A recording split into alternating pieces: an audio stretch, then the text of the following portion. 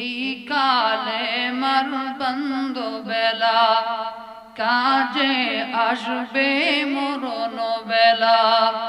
এই কালে মার বন্ধ বেলা কাজে আসবে মরণ বেলা। এই কালে মার রোশানিতে কবর হবে জালা। লা ইলাহা জোরে জোরে লা ইলাহা জোরে লা ইলাহা। আল্লাহকে যারা ডাকিবে ভাবে আল্লাহর আপন তারাই হবে।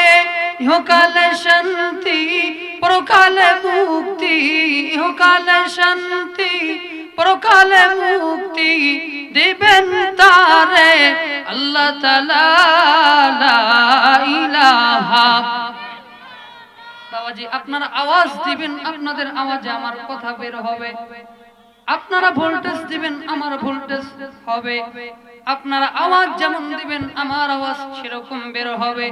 তো তাহলে আপনাদের আওয়াজ দিতে হবে, তাহলে আমার আওয়াজ বের হবে। আওয়াজ দেওয়া যাবে তো ইনশাআল্লাহ। আল্লাহকে যারা ডাকিবে ভাবে আল্লাহর আপন তারাই হবে। ইহকালে শান্তি পরকালে মুক্তি, ইহকালে শান্তি পরকালে মুক্তি দিবেন তারে আল্লাহ তাআলা। লা ইলাহা জোরে লা ইলাহা। দুনয়ন মেলে যেদিকে তাকাই আল্লাহর নিয়ামত দেখিতে পাই।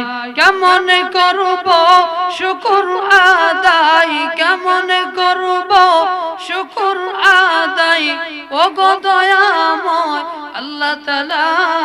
লা ইলাহা জোরে লা ইলাহা। নৌকা চলে না মাঝি সারা, গাড়ি চলে না ড্রাইভার সারা, মুমিন চলে না জিকির সারা। লা ইলাহা জোরে লা ইলাহা। লা ইলাহা ইল্লাল্লাহু মুহাম্মাদুর রাসূলুল্লাহ। সকলে বলি সাল্লাল্লাহু আলাইহি ওয়াসাল্লাম। আমি ছোট্ট মানুষ, আপনাদের পায়ের ধুলার যোগ্যতা আমার নাই, কিন্তু আমি কথাগুলো বললাম, আমার কথা না মানেন।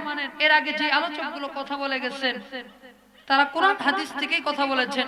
এই কথাগুলো কিরকম দাম? আল্লাহ বলেন আমি রব্বুল আলামিনের যেমন দাম, আসমানের যেরকম দাম, জমিনের যেরকম দাম, আমি আল্লাহ তাআলা পৃথিবীর জমিনে পবিত্র কালামে হাকিম পাঠানোর পরে এই কোরআনের ভিতরে যত বয়ান করে দিয়েছি, প্রত্যেকটা আয়াতের শানে নজুলের দাম আছে না নাই? জুড়ে বলে আল্লাহর যেমন দাম, আল্লাহর শানে কথা বললে তারও দাম আল্লাহ বাড়ায় দেয়। জুড়ে বলেন সুবহানাল্লাহ। মুসলমান ভাইরা আমার, আমি ভূমিকায় কোনো লম্বা চড়া কোনো কথা বলি নাই, কারণ গল্প করব না, রাত্র গভীর হয়ে গিয়েছে, গল্প করে সময়গুলো কাটাবো না। আপনাদের মাঝে যতক্ষণ কথা বলবো ইনশাআল্লাহ পবিত্র কুরআনুল কারীম থেকে আয়াত এবং হাদিসের ব্যাখ্যা তরজমা করে আপনাদের কাছ থেকে বিদায় নেব। আল্লাহ তাআলা যেন আমাকে আপনাদেরকে প্রত্যেককে আমলের উপর, আলোচনার উপর আমল করার তৌফিক আল্লাহ যেন দান করে। সম্মানিত মুসলমান ভাইরা আমার, খুবই মনোযোগ, যেহেতু আজকের মাহফিলে মা বোন অনেক এসেছে, মা বোনদের ব্যাপারে আলোচনা করব। প্রথমে আমি আপনাদের ব্যাপারে আলোচনা করেই মা বোনদের ব্যাপারে যাব ইনশাআল্লাহ। মুসলমান ভাইরা আমার, আমি পবিত্র কালামে হাকিম থেকে একখানা আয়াতে কারিমা তেলাওয়াত করেছি। আল্লাহ তাআলা বলেন, আল্লাহ রাব্বুল আলামিন বলেন, গোলাম শুনো শুনো গোলাম, পৃথিবীর জমিন আল্লাহ তাআলা বলেন আল ইয়াউমা নাখতিমু আলা আফওয়াহিহিম ওয়া তুকাল্লিমুনা আইদিহিম ওয়া তাশহাদু আরজুলুহুম বিমা কানু ইয়াকসিবুন। রব্বুল আলামিন বলেন, আল্লাহ তাআলা বলেন, রব্বুল আলামিন কি বলেন? আল্লাহ তাআলা উক্ত আয়াতের মধ্যে বান্দা বান্দিকে টার্গেট করে আল্লাহ বলেন আল ইয়াউমা নাখতিমু আলা আফওয়াহিহিম। আল ইয়াউমা বান্দা, পৃথিবীতে স্বাধীনতা দেওয়া হয়েছে বলে তুমি যখন যা ইচ্ছা তা করবে না, না, পৃথিবীর জমিনে তোমাকে সুযোগ দেওয়া হয়েছে বলে যা ইচ্ছা তাই করবা তা হতে পারে না। তোমাকে আল্লাহ রাব্বুল আলামিন দুইটা হাত আল্লাহ দান করেছেন। লক্ষ্য করেন, আমি শহীদুল ইসলাম জিহাদি আল্লাহ তাআলা দুইটা হাত দান করেছেন। এই দুইটা হাত দিয়ে রব্বুল আলামিন আল্লাহ তাআলা দুইটা হাত দেওয়ার পরে আল্লাহ সীমা রেখা কাটিটা আল্লাহ তাআলা সীমাবদ্ধটা আল্লাহ রব্বুল আলামিন আমাদেরকে করে দিয়েছেন। আল্লাহ বলেন, হে বান্দা, আমি আল্লাহ তাআলা তোমার জন্য হাত দিলাম। এই হাত দিয়ে সব জায়গায় হাত দেওয়া যাবে না, সব জায়গায় ধরা যাবে না। এই হাত দিলাম সব জায়গায় ছোঁয়া যাবে না। এই হাত দিলাম সব জায়গায় ব্যবহার করা যাবে না। আবার কিছু জায়গায় ব্যবহার করার কথা আল্লাহ বলেছে। বলেন তো দেখি, আমাকে কোন ব্যক্তি, এক্সাম্পল দিচ্ছি বুঝবার জন্য, আমাকে কোন ব্যক্তি বলেছেন হুজুর আপনি এখান থেকে চাপারহাট যাবেন না, গেলে বিপদ হওয়ার সম্ভাবনা রয়েছে। বলেন তো দেখি, এটা আমাকে সতর্কবার্তা করে দিয়েছে। আমি যদি এই কথা ওভারটেক করে চাপারহাট যাই, বলেন তো দেখি বিপদ হওয়ার সম্ভাবনা আছে না? না, ঠিক ততরূপ দুনিয়ার জমিনে কোন এক জায়গায় যদি ওই মানুষের জন্য বিপদ দেখা যায়, বিপদ যদি দেখা যায়, কোন মানুষ যদি বাধা করে, ওই জায়গায় না যাওয়াটাই ভালো, উত্তম। ঠিক ততরূপ আল্লাহ তাআলা বলেন, বান্দা, পৃথিবীর জমিনে তোমাদেরকে পবিত্র কোরআনুল কারীমের ভিতর আল্লাহ তাআলা বলেন, বান্দা হাত দিয়েছি আমি আল্লাহ, কিন্তু আমি রব্বুল আলামিন বলে দিলাম এই হাত দিয়ে সব জায়গায় ধরা যাবে না। আবার কিছু জিনিস ধরার কথাও আল্লাহ বলেছে। আসুন এখানে কথাটা, এই আলোচনাটা এখানে স্থগিত রাখলাম। সামনের দিকে অগ্রগামী হয়। আল্লাহ তাআলা দুইটা পা দিয়েছেন, আপনাকেও দিয়েছে, আমাকেও দিয়েছে। আলোচনাটা বুঝতে গেলে আপনাদের বিবেক, আকল, বুদ্ধি সমস্ত কিছু খুলতে হবে। কোন চিন্তা ভাবনা নিয়ে আলোচনা শোনা যাবে না। আপনাদেরকে টেনশন মুক্ত হয়ে আলোচনাটা শুনতে হবে, তাহলে আপনার বিবেকের মধ্যে, আপনার ব্রেনের মধ্যে আলোচনাটা বুঝে আসবে। আমি যেই কথা আপনাদের মাঝে বলতেছিলাম, আল্লাহ হাত দিয়েছেন, এই হাত দিয়ে সবকিছু ধরাও যাবে না, আবার সবকিছু ধরার, আল্লাহ সবকিছু ধরতে বলেছেন, আবার নিষেধ করেছেন। তো আল্লাহ কোন জিনিস ধরতে বলেছেন আর রব্বুল আলামিন কোন জিনিসগুলোকে ধরতে বারণ করেছেন, এটা আমাদেরকে জানার দরকার আছে না? না, আল্লাহ রব্বুল আলামিন পা দিয়েছেন, এই পা দিয়ে আল্লাহ রব্বুল আলামিন আপনাকে হাঁটার অনুমোদন দিয়েছে, কিন্তু সব জায়গায় হাঁটতে বলে নাই। কিছু কিছু জায়গায় যাওয়া বারণ আল্লাহ করেছে, কিন্তু আমরা মুসলমান টাকার কারণে সব জায়গায় ছুটে বেড়াই। আজকে মুসলমান হিন্দুদের গির্জায় যায়, হিন্দুদের মন্দিরে যায়, মুসলমান হিন্দুদের পূজায় যায়, কিন্তু ওই পা দিয়া মসজিদে হেঁটে হেঁটে মসজিদের মধ্যে যাওয়ার সময়টুকুই বান্দার হয় না। অথচ রব্বুল আলামিন পবিত্র কোরআনুল কারীমের ভিতরে আল্লাহ তাআলা বলেন, আল্লাহ রাব্বুল আলামিন বলেন মসজিদের মধ্যে যেই বান্দা যাবে নামাজ আদায় যারা করবে আল্লাহ তাআলা ওই বান্দাকে এক রাকাত 5 ওয়াক্ত নামাজ যেই বান্দা খুশুর সাথে পড়বে আল্লাহ তাআলা 5 ওয়াক্ত নামাজ পড়ার কারণে আল্লাহ তাআলা 50 রাকাত নামাজের সওয়াব ওই বান্দার আমলনামায় আল্লাহ লিপিবদ্ধ করে দেয়। কিন্তু মুসলমান এক ওয়াক্ত নামাজ পড়তে সময় লাগে খুবই কম সময়। মুসলমান বলেন তো দেখি, হাত দিয়েছেন কে, পা দিয়েছেন কে, চোখ দিয়েছেন কে, নাক দিয়েছেন কে, মুখ দিয়েছেন কে, বিবেক দিয়েছেন কে? সমস্ত কিছু আল্লাহ রাব্বুল আলামিন দিয়েছেন। কিন্তু মুসলমান দুঃখের বিষয় এই যে হরমের ভিতরে অসংখ্য অগণিত মসজিদ রয়েছে, আমি নিজে সাক্ষী। মাঝে মাঝে মসজিদে নামাজ পড়ার জন্য যাই, আগে তো আযান দিতাম এখন দেই না। মাঝে মাঝে মসজিদে নামাজ পড়ার জন্য যাই, মুয়াজ্জিন আযান দিয়ে একটা মুসল্লিও খুঁজে পাওয়া যায় না। নামাজ পড়ার জন্য মুয়াজ্জিন একটা মুসল্লিকেও খুঁজে পায় না। বাস্তব না বাস্তব? অথচ আমাদের দাড়ি রয়েছে, আমাদের টুপি রয়েছে, আমরা নামে বলি মুসলমান, কিন্তু আমাদের কাজ কর্মে কিন্তু মুসলমানের কোনো কিছু খুঁজে পাওয়া যায় না। নামাজের মধ্যে আযান দেয়, আল্লাহু আকবার, আল্লাহু আকবার, আল্লাহ সব থেকে বড়, কিন্তু বান্দা মুয়াজ্জিন 5 ওয়াক্ত নামাজের মধ্যে বলে তোমরা কল্যাণের দিকে আসো, কল্যাণের দিকে আসো। অথচ কল্যাণ কি জিনিস এটা আমরা মুসলমান আজও বুঝতে পারলাম না। আমরা মনে করি কল্যাণ তো ওই জায়গায়, ব্যবসা করলে টাকা আসবে, এটা আমার জন্য সবথেকে বড় চাওয়া পাওয়া, এটাই আমার জন্য কল্যাণ। আমরা মনে করি যে ব্যবসা করলে যেই টাকাটা আসবে, চালান থেকে লাভ যেটা আসবে, এটাই আমার সবথেকে বড় চাওয়া পাওয়া, এটাই তো আমার কল্যাণ। কেমন কল্যাণ? সন্তানের জন্য সকল কিছু হবে, সন্তানের জন্য সবকিছু করতে পারবো, কিন্তু মসজিদের মধ্যে গেলে এক রাকাত নামাজ আদায় করলে এই নামাজটা আল্লাহর দরবারে কবুল হবে কিনা তাও তো জানলাম না। এর আমল আল্লাহ আমল নামায় দিয়েছে কিনা এটাও তো দেখা যায় না। এজন্য নামাজ আমরা পড়ার দরকার নাই। কষ্ট করে মাঠে ঘাটে খেতে কামারে কাজ করব, রোদে ঘামে মাথার ঘাম পায়ে ফেলে কাজ করব।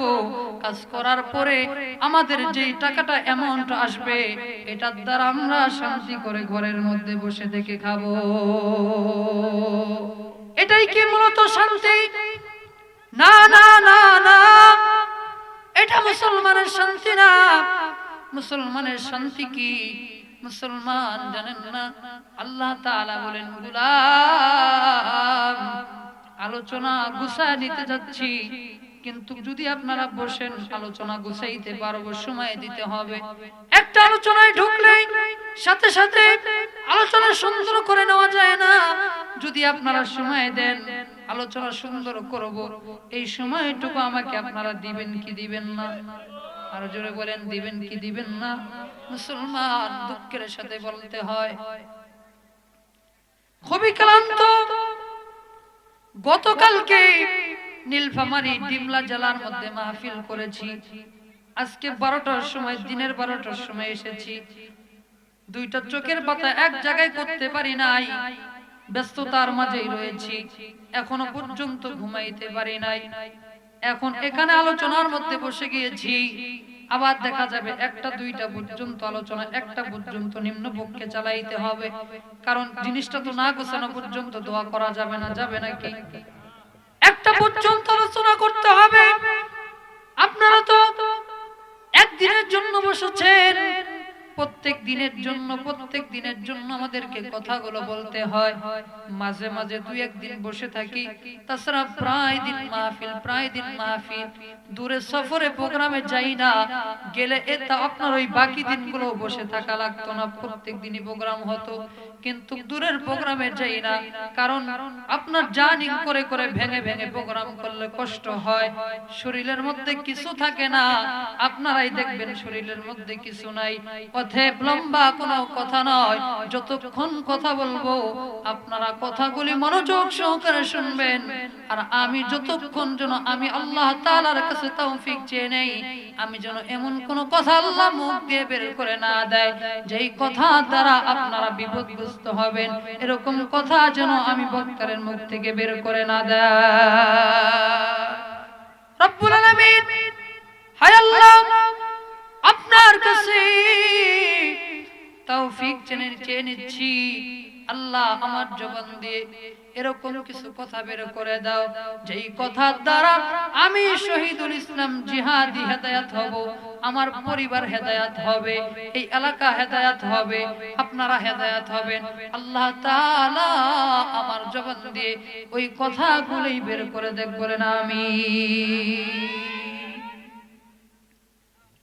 সম্মানিত মুসলমান ভাইয়েরা আমার, একটা না কণ্ঠ দিয়ে কথা বললে কথা বলার সুযোগ নাই। যে কথা আমি আপনাদের মাঝে বলতেছিলাম, আয়াতের ব্যাখ্যা ভেঙে দিয়ে আমি সামনে আলোচনায় যাব ইনশাআল্লাহ। আমি বলতেছিলাম, আল-ইয়াউমা নাখতিমু আলা আফওয়াহিহিম ওয়া তুকাল্লিমুনা আইদিহিম। আল্লাহ বলেন, বান্দা, পৃথিবীর জমিনে তোমাকে সৃষ্টি করার পরে হাত দিয়েছি, পা দিয়েছি, চোখ দিয়েছি, নাক দিয়েছি, সমস্ত কিছু দেওয়ার পরে আমি রব্বুল আলামিন এই জিনিসগুলোর একটা সীমা রেখা দিয়েছি, একটা স্থান পর্যন্ত দিয়েছি। আসেন এই আলোচনাটা লাস্টে নিয়ে যাব ইনশাআল্লাহ। তো আল্লাহ আমাদেরকে হাত দিয়েছেন, এই হাত কেন দিলেন? আল্লাহ বলেন, বান্দা, এই হাত দিয়েছি, এই হাত দিয়ে গরিবের মাথার মধ্যে, এতিমের মাথার মধ্যে হাতটা বুলায়া দাও। আগে ভালো দিকটা বলি। কোন দিক বলবো? ভালো দিক, মন্দ দিক পরে বলি। এই হাত দিয়ে ইতিমের মাথার মধ্যে হাতটা বুলায়া দাও। দ্বিতীয় নাম্বার, এই হাত দিয়ে পবিত্র কালামে মাজিদকে ধরে তেলাওয়াত করো। এই হাত দিয়ে মসজিদ মাদ্রাসায় দান করো। এগুলো হলো ভালো কাজ। এই হাত দিয়ে বিপদগ্রস্ত মানুষকে সাহায্য করো, এটা হলো ভালো কাজ। এই হাত দিয়ে আপনি যেই সমস্ত ভালো কাজ করার কথা আল্লাহ বলেছেন, আপনি বুঝেন ভালো কাজ কোনটা, আপনার বিবেক আছে, আকল আছে, ওই কাজগুলো করেন। এটা নেই না শোনার পরও মনের মধ্যে আঘাত নেই না। আমি বলি, গীবতকারীদের গীবত করাই তার অভ্যাস। টেপুর বাজারে গীবত করবে, শঙ্কর বাজারে করবে, চাপারাহাটে করবে, হাটে ঘাটে করবে, বাজারের মধ্যে করবে, তার কাজ গীবত করা। আমার কাজ নিয়ে আমি সামনে আগাবো। দিনের দায়ী হয় একটা বাণী হলো বাল্লিগু আন্নি ওয়ালাউ আয়া। নবীজি বলেন, একটা বাণী হলেও তোমরা পৌঁছায়া দাও। যদি ওই বাণীটুকু নিজে আমল করতে পারো, অপরকে যদি বলে তাদেরকে আমল করাইতে পারো, নিজেও সার্থক, যে আমল করবে সেও সার্থক হয়ে যাবে। এই একটা টার্গেট নিয়ে আলোচনা করি। অনেকেই আমার গীবত করে, এলাকার অনেকে ভালো মানুষের ভালো দেখতে পারে না।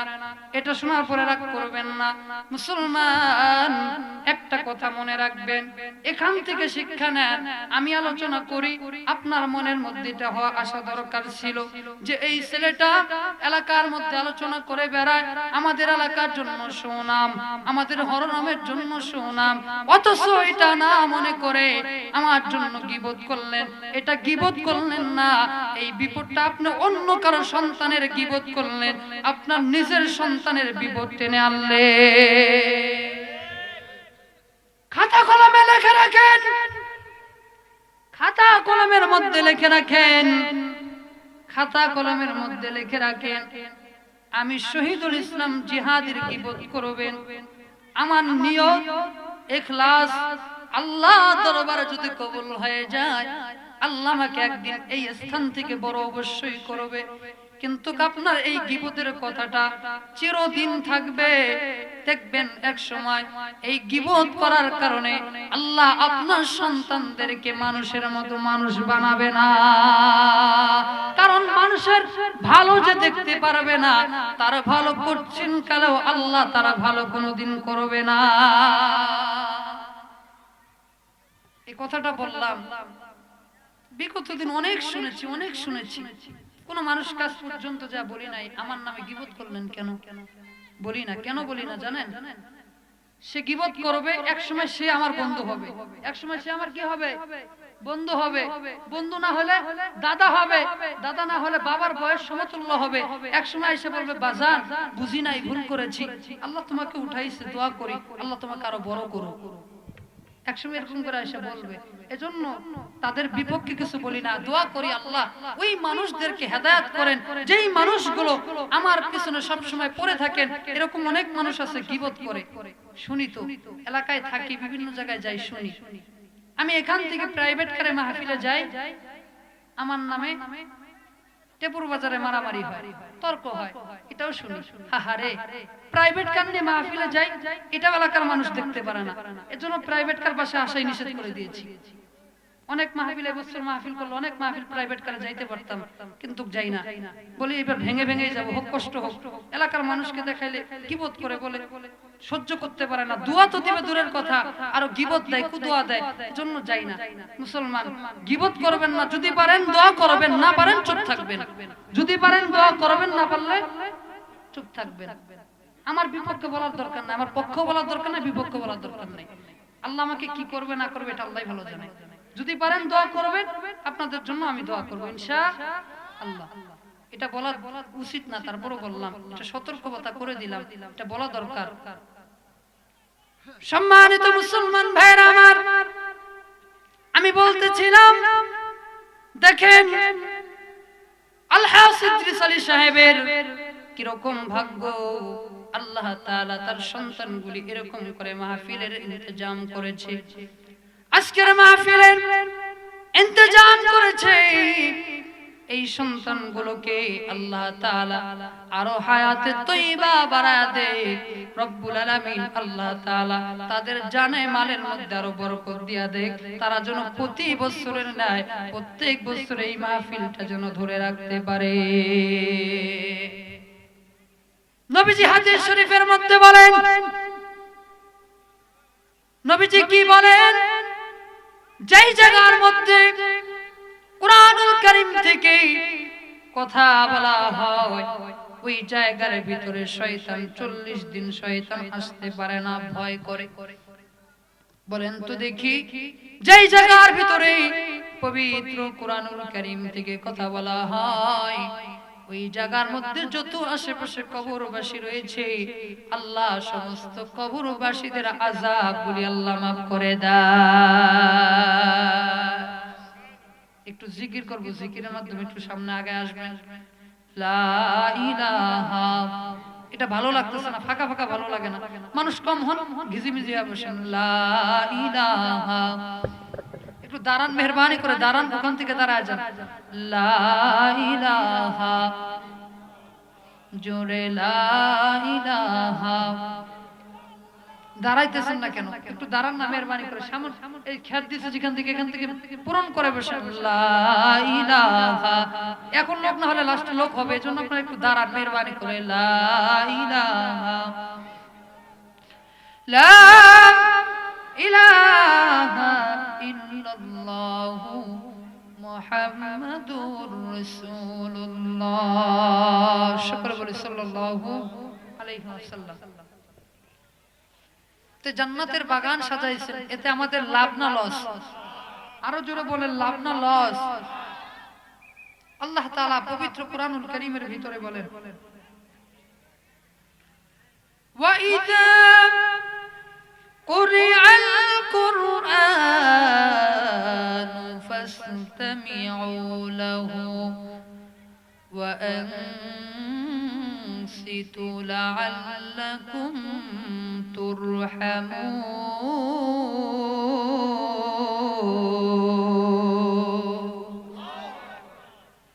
পাক রব্বুল আলামিন বলেন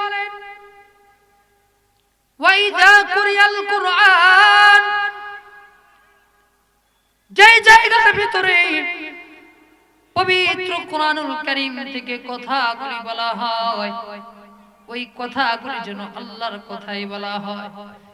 যেখানে আল্লাহ এবং আল্লাহ রাসূলের কথাগুলি বলা হয়, কুরআন ফাসতামিউ লাহু ওয়া আনসিতু লাআল্লাকুম তুরহামুন। আল্লাহ তাআলা বলেন ওই জায়গাটা আল্লাহর পক্ষ থেকে জান্নাতের বাগান হয়ে যায়।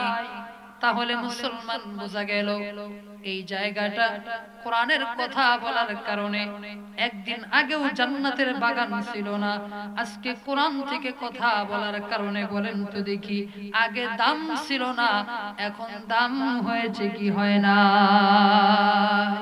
আগে এই জায়গা জান্নাতের বাগান ছিল না, এটা জান্নাতের বাগান হয়ে গিয়েছে।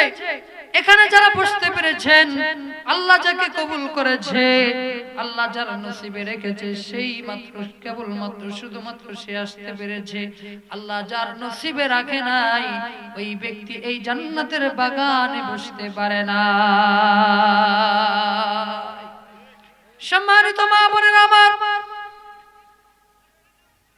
আপনাদের ব্যাপারে আমি কিছুক্ষণ পরে আলোচনার মধ্যে আসবো। যেহেতু আজকের মাহফিলে মা বোন বেশি হয়েছে, শুনেছি মা বোন অনেক এসেছেন, আপনাদের ব্যাপারেও কথা বলবো। কিন্তু ভাই আপনাদের ব্যাপারে আমি বলে দিয়ে যাই, আমি আমার আলোচনা ফিনিশ দিয়ে মা বোনদের ব্যাপারে আলোচনায় ঢুকে যাব ইনশাআল্লাহ। আল্লাহ তাআলা বলেন হাত দিয়েছি, মন চাইলেই সব করা যাবে না। পা দিয়েছি, মন চাইলেই সব কিছু করা যাবে না।